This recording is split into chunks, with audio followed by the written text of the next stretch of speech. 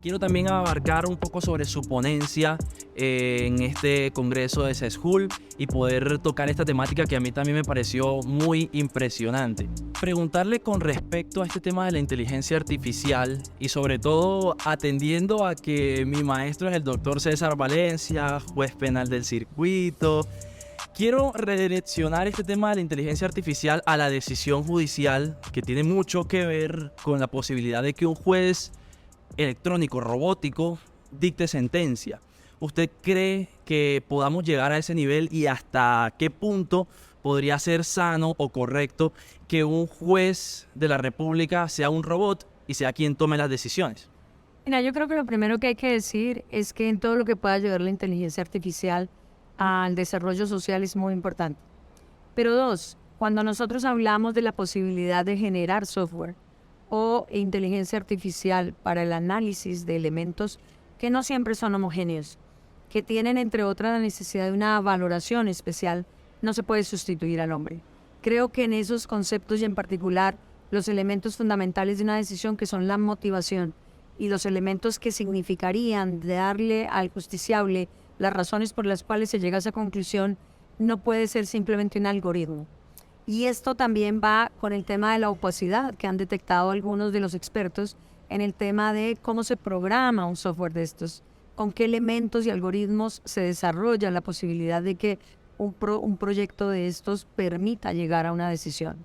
Y eso tendría que tener tres cuestionamientos. El primero, que cuando nosotros decimos yo tengo derecho a saber la motivación, tendríamos que saber cómo está programado el sistema, frente a qué algoritmos, pero también a qué sesgos. Y cada sujeto tiene un sesgo. Eso no lo vamos a quitar con el juez inteligente artificial, ni con el robot. Tenemos que entender que quien programa una máquina tiene sus propias comprensiones. Yo te decía hace poco, Schultz habla de que somos parte de esas recetas.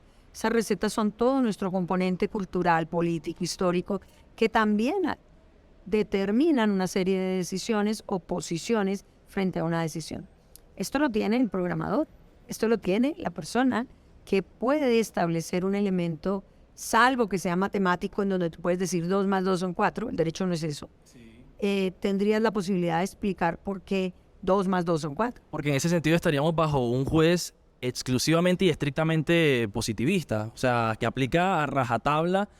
Y de hecho ni siquiera sería exitoso porque hay casos en los que ni siquiera aplicando a rajatabla se puede resolver, porque hay casos que incluso son muy modernos y hay cosas que no están contempladas en nuestra legislación. Bien interesante este tema, sobre todo porque estaríamos hablando de que el programador sería el que tendría en las manos la decisión y entonces el juez no sería la máquina sino el programador, ¿no? Entonces, bueno, en ese tema del juez inteligente, como le llaman por ahí, está bastante interesante. Ahora, la pregunta que digamos a mí me apasiona más y es con el tema de los Tesla. Usted sabe que ahorita estos vehículos están de moda y finalmente el autopilot, el piloto automático, que el carro se maneje solo, es la novedad. Entonces quería preguntarle qué puede pasar. Es más, usted misma hizo esta pregunta en su ponencia y yo quiero aprovechar que sea en el podcast su primera opinión, ¿sí? Su primer postulado. De pronto no el final, de pronto no sea la conclusión, pero sí quizás la primera noción. ¿Qué puede pasar si un Tesla en medio de su andar colisiona, arremete contra una persona y en medio de un accidente mata a esta persona? ¿Quién sería responsable? ¿Cómo podemos ver esto desde el derecho penal? Digamos que aquí hay dos elementos importantes. Se ha avanzado mucho en el tema de la necesidad de la regulación. Yo mencionaba el tema de la Comunidad Europea en este sentido. Y desde el contexto en particular hay que poner límites, hay que poner conocimiento, hay que determinar qué debe hacer cada uno de los productores, etcétera, etcétera. Pero también hay situaciones que todavía son opacas, situaciones en donde tú no sabes cómo se comporte precisamente por la naturaleza de la máquina, por la forma como se programa, pero también por la mezcla de los algoritmos. En ese caso en particular ya estamos avanzando sobre una construcción de un derecho civil de responsabilidad de daños. Pero el problema mayor se presenta en el tema de si puede ser un objeto de una responsabilidad penal. Y aquí entonces vendría todo el sentido de decir que el derecho penal está hecho para personas. ¿Quién sería el robot dentro del derecho penal? Claro. el tema de la culpabilidad, el tema de la tipicidad subjetiva.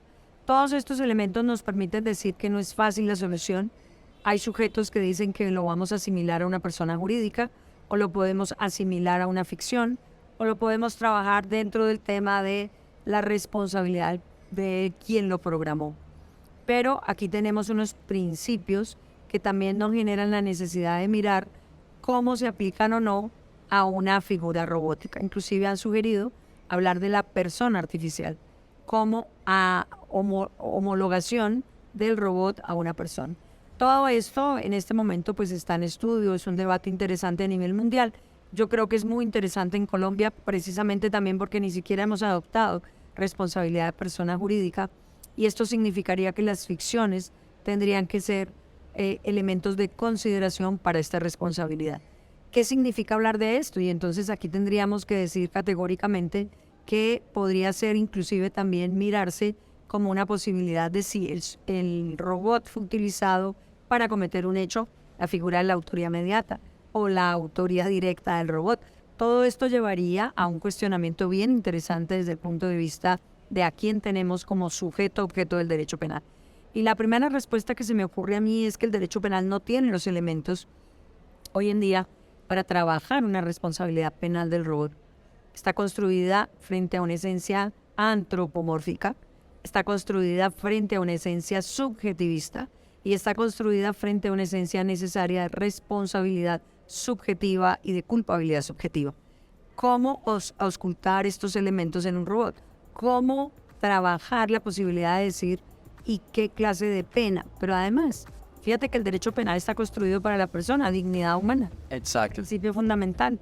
Y entonces, ¿qué vamos a decir? Es el primer artículo de nuestro Código Penal. Sobre esos supuestos, te quedo debiendo las respuestas porque sigo trabajando en ese tema, pero sí estoy advirtiendo algunos elementos que van a ser publicados próximamente. Doctora, de verdad muchísimas gracias. Creo que es muy interesante que una persona como usted y sobre todo pues personas tan ilustradas, ahorita también hablábamos con el doctor Miguel Díaz, hablábamos con el doctor César Valencia, me parece una maravilla que los ilustres del derecho estén pensando en estos temas, porque quizá lo que la juventud hoy en día desconoce, o quizá pensamos que abogados penalistas o abogados de experiencia como ustedes están preocupados quizá por otros asuntos, pero me agrada mucho ver que pueden estar pensando también en la tecnología, en lo digital, en lo robótico y en tantas cosas que hoy en día son tendencia, digámoslo así.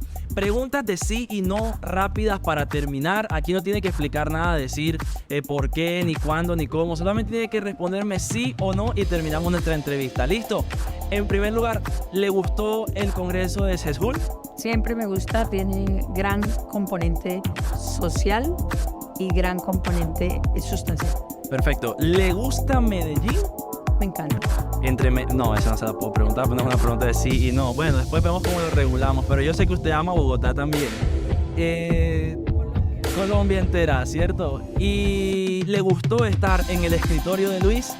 Me gustó mucho estar en el escritorio de Luis y espero y te deseo que sigas avanzando en estos podcasts. Muchísimas gracias, doctora. Y bueno, nos despedimos desde acá, desde Medellín.